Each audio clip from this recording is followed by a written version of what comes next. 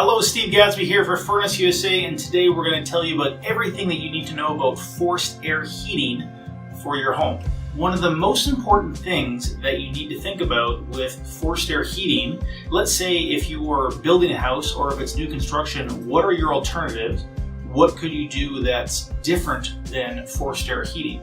So forced air heating, essentially what it does, it pulls in the cooler air throughout your house. If you have an existing forced air system, it pulls the air in through the cold air returns. Those are those long rectangular grills that you'll see in the hallway. They're usually one per floor.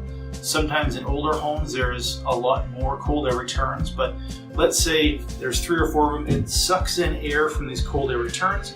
It brings it back to the furnace area.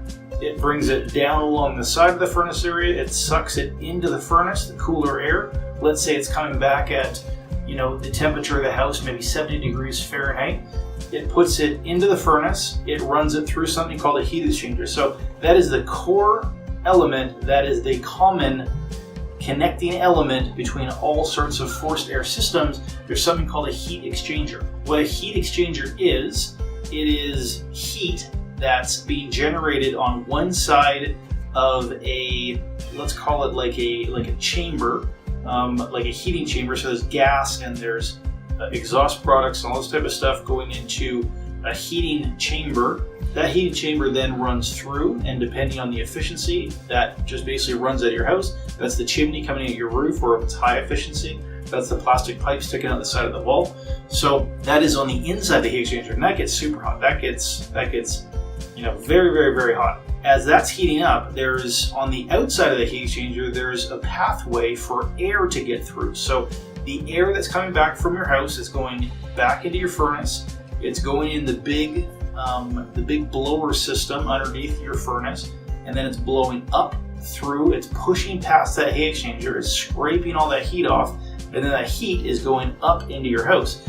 So with forced air heating, there's usually a temperature rise somewhere, depending on the age and all that kind of stuff, between say 30 degrees and say 80 or 90 degrees Fahrenheit. So what that means is, let's say the air coming back from your hallway is 70 degrees, it goes into your furnace, it heats it up to 100 degrees. If it's an old furnace, the temperature rise is much higher, so it passes through your furnace, goes up to 100. Let's say it's an old furnace, is going up to 130, 140, something like that, and then it goes out throughout your house. So what they found over the years is with newer furnace, they actually have a lower temperature rise for forced air heating.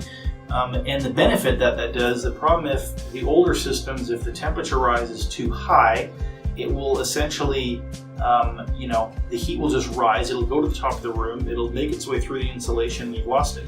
By more slowly heating the house, so newer, more modern furnaces have a lower temperature rise.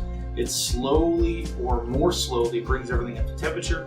There's less of a chance for the heat to dissipate and disappear. It spreads more evenly throughout the house. So that's where in older furnaces, older forced air heating systems, there is a higher temperature rise. On newer forced air heating systems, there's a lower temperature rise. So what are the alternatives that you have to forced air heating? So one of the most common alternatives to forced air heating is something called boilers. So briefly, what boilers are, a similar concept to forced air heating. It's taking the cooler parts of the house, but it's absorbing that cooler temperature in the form of water. So a lot of times it goes through like a baseboard, goes out to a different part of the house, it goes out or underneath the floor, it absorbs the cooler temperatures, it brings that temperature back to the boiler, just like a forced air system.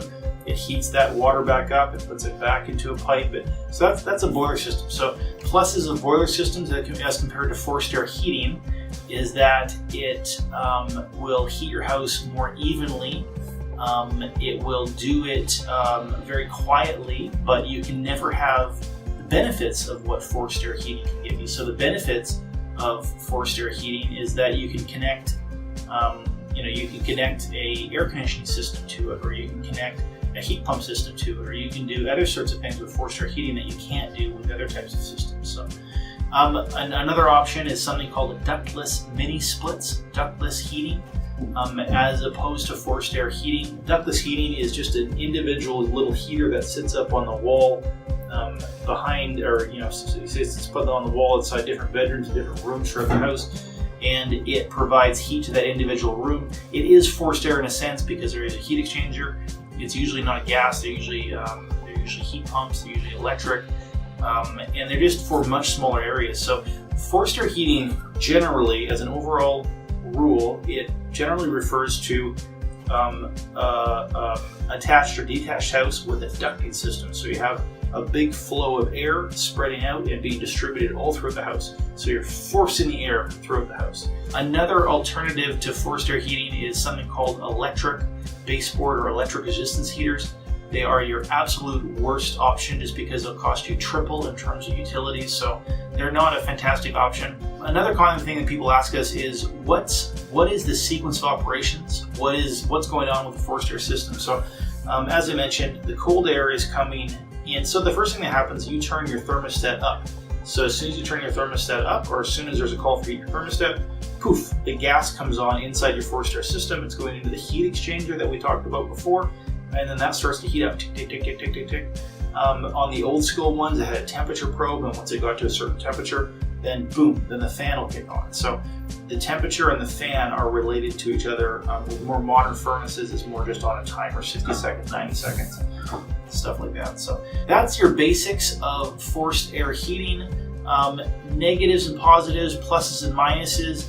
I would say forced air heating, just because, especially the pricing and the cost, a lot of times it's going to be the best bang for your buck. A forced air furnace, is relatively inexpensive compared to a whole house full of ductless heating systems. It's way less expensive than electric baseboard heating in terms of operation. It's way less expensive to install as compared to hydronic heating or boilers. So what it really comes down to, it's more cost effective. There's some drawbacks, there's some negatives. It's dustier, so if you have allergies or you have problems with air quality, it can sometimes make it worse because dust and stuff can get stuck in those ducts, and it's hard to clean. It's not easy to clean those things out. So there's some downsides. They're also a little bit noisier. You can hear them more. So if you're super sound sensitive, you're going to be able to hear it a bit better. But there's pluses and minuses. But overall, I would say for 80 to 90% of the people, a forced air heating system is your best bet. So again, we're Furnace USA. I'm Steve here from Furnace USA, and we can help you out. We're all over the country, and we can get you a quote anywhere in the country, and we have branches all over the place. So look at our dealer locator or schedule your own quote in, and we can help you out right away.